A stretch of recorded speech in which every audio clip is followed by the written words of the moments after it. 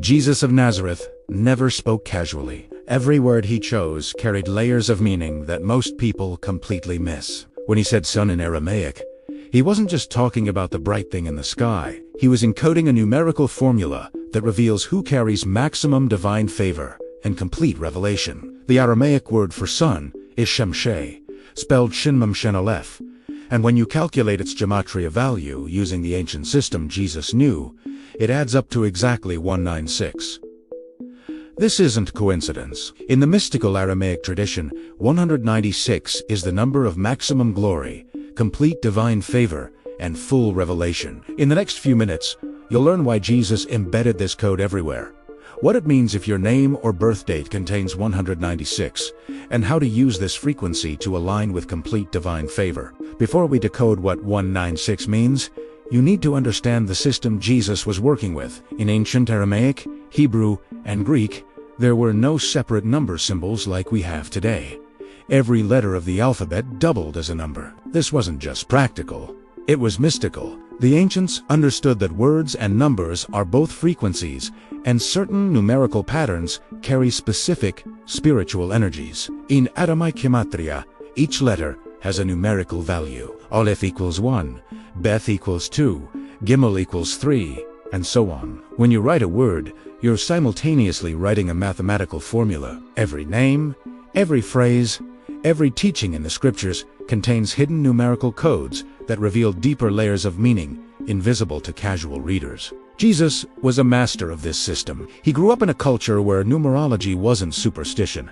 It was science. Rabbis spent years studying the numerical patterns in sacred texts because they understood that God, or Source, or the monad, communicates through mathematics as much as through language. Certain numbers carried specific frequencies and meanings that were universally recognized. The number 196 held particular significance. To understand why, you have to break it down. 1 represents unity, the monad, source consciousness, the beginning point from which all things emanate. 9 represents completion, the end of a cycle, spiritual maturity, the full manifestation of potential. 6 represents creation, harmony, balance, the material world perfectly aligned with divine will. Put together, 196 means the unity of Source, fully manifested through complete spiritual development, perfectly expressed in material creation. It's the number of someone who has achieved what Jesus called the kingdom of heaven while still living in a physical body. It's the frequency of maximum divine favor, where grace flows effortlessly because you're in complete alignment with your highest purpose. Now, let's look at why Jesus specifically used the word for sun to encode this frequency. In Aramaic, sun is shimsha, spelled shin-mem-shin. When you calculate the Gematria, shin equals 300, mem equals 40, shin equals 300 again, and aleph equals 1. Add them together. 340 más 301 equals 641. Wait, that's not 196, right? Here's where it gets sophisticated. In advanced Gematria practice, there's a technique called digit summation, or reduction, where you keep adding the digits of a number until you get a single digit or a master number. But there's also a practice of reading numbers both forward and backward because Aramaic reads right to left, while we read left to right. When you reverse 641, you get 146.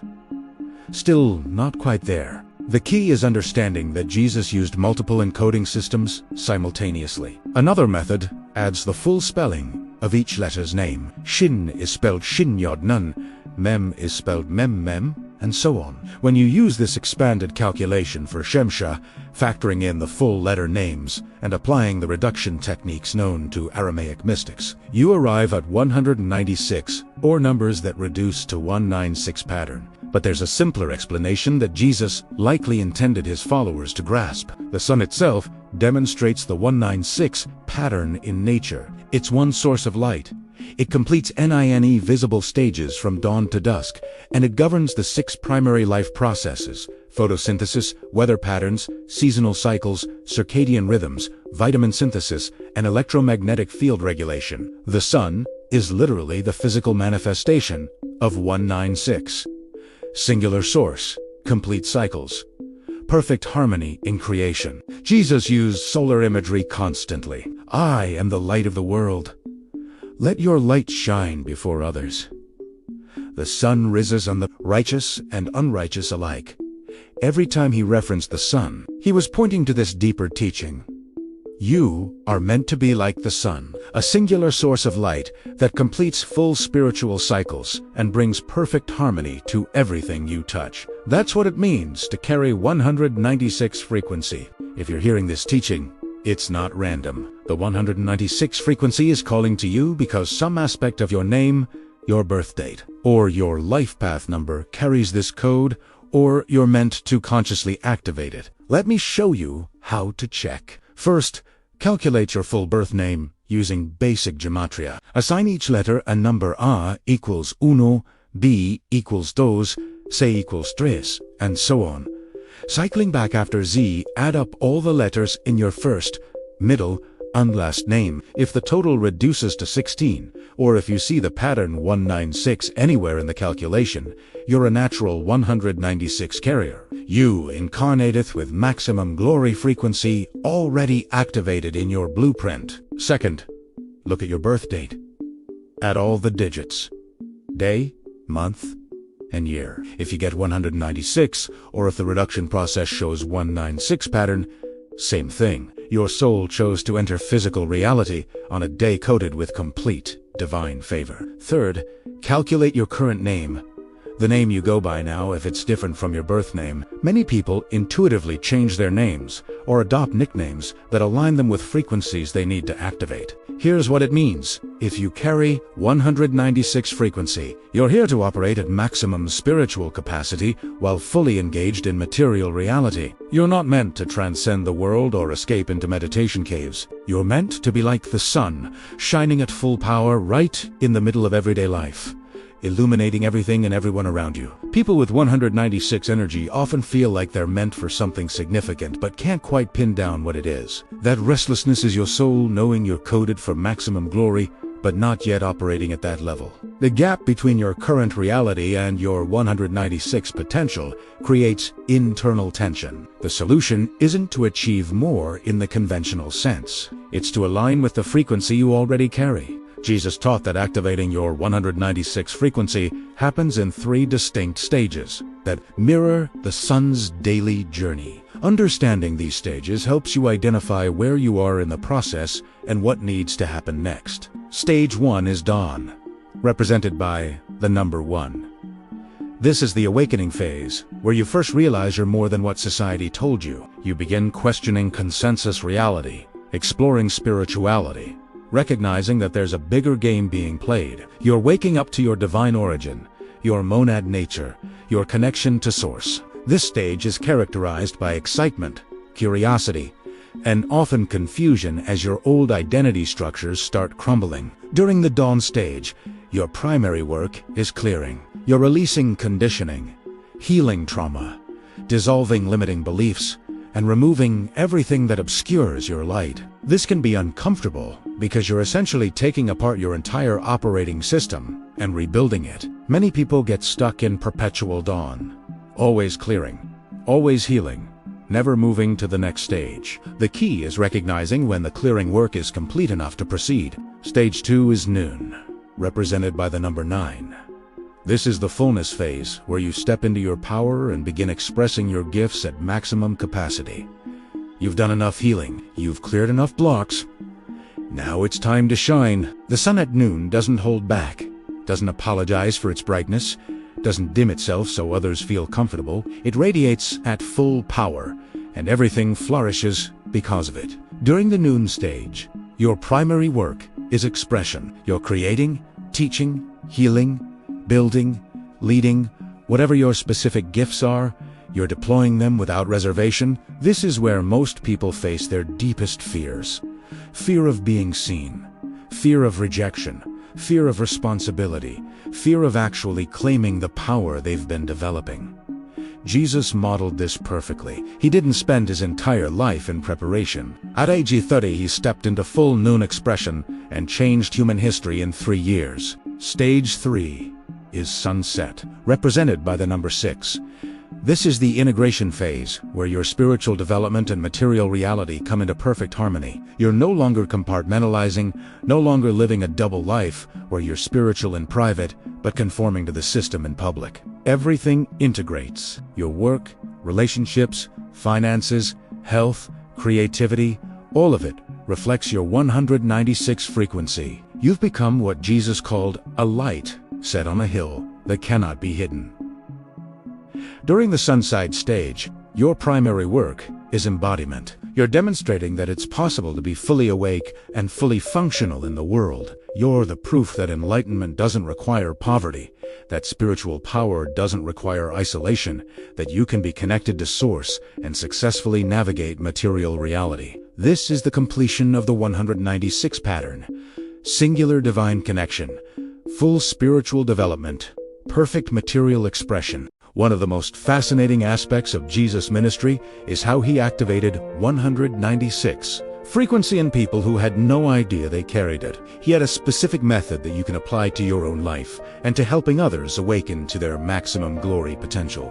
First, he saw it in them before they saw it in themselves. When Jesus looked at Peter, he didn't see an impulsive fisherman with anger issues. He saw the rock upon which a movement would be built. When he looked at Mary Magdalene, he didn't see a woman with a questionable past. He saw a mystic who would become the apostle to the apostles. He held the vision of their 196 potential until they could hold it for themselves. You can do this for others and for yourself. Practice seeing people, including yourself, not as they currently appear, but as they would appear at full 196 activation. What would you look like, operating at maximum glory? How would you move through the world? What would you create?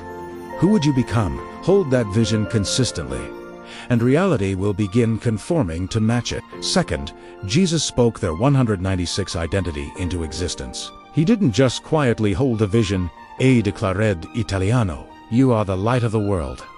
The kingdom of heaven is within you. You will do even greater works than these.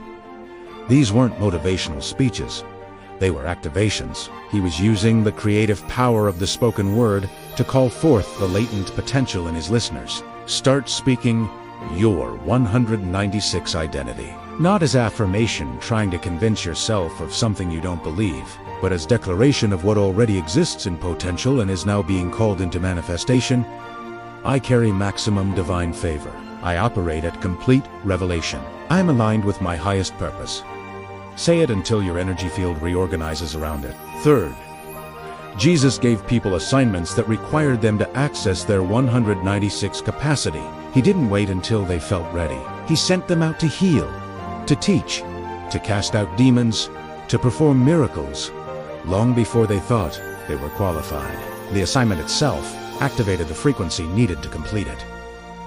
This is crucial. You will never feel ready for 196 expression. The readiness comes through the doing. What assignment is your soul calling you to that terrifies you because it would require you to operate at maximum capacity? That terror is a sign. That's the edge where your 196 activation happens. Jesus knew that people don't transform through more information or more preparation. They transform through stepping into responsibility that demands their highest frequency. Practical summary. Activating your 196 frequency. Let's make this immediately actionable. You've learned that 196 is the frequency of maximum glory, complete divine favor, and full revelation, encoded by Jesus in the Aramaic word for sun, Shemshah. Now here's how to activate and maintain this frequency in your daily life. First, calculate your numbers. Use the methods from Chapter 3 to determine if 196 appears in your birth name, current name, or birth date. If it does, acknowledge that you're a natural carrier of this frequency. If it doesn't appear directly, know that you can consciously activate it through practice. The code is available to anyone willing to align with it. Second, practice the solar meditation Jesus taught his inner circle at noon each day for just 3 minutes.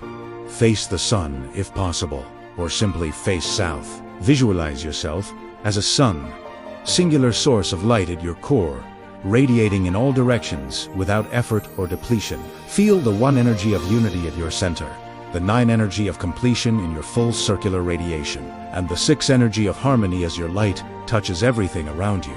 Third, identify your dawn, noon, and sunset work. Where are you in the 3 stages? If you're in dawn, commit fully to clearing. Stop accumulating more spiritual information and focus on releasing what blocks your light. If you're in noon, stop preparing and start expressing.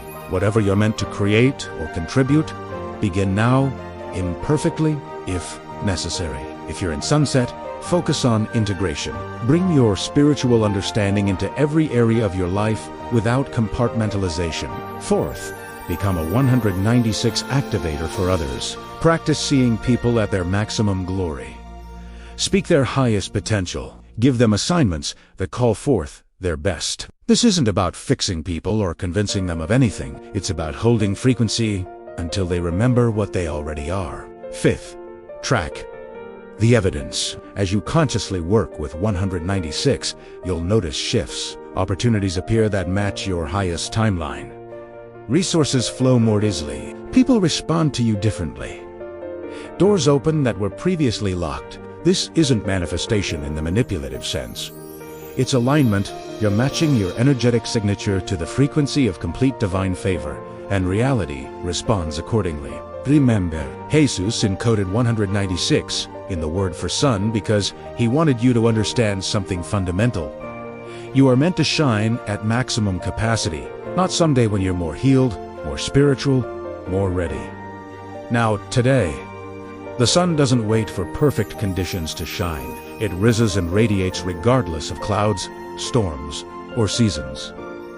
That's your 196 nature. Singular source. Complete cycles. Perfect harmony. Maximum glory. This is who you already are. The only question is whether you'll finally let yourself shine at full power. If this teaching activated something in you, comment below with your 196 calculation, whether it appears in your name, birth date, or life path number. Subscribe if you haven't already, because next week we're revealing the second master frequency. Jesus encoded 888, the Christ consciousness number hidden in his actual name, and how to use it to access the same state of awareness he operated from. Remember, you carry maximum glory frequency. The only thing between you and full activation is permission. Give yourself permission to shine. The world needs your light at full power.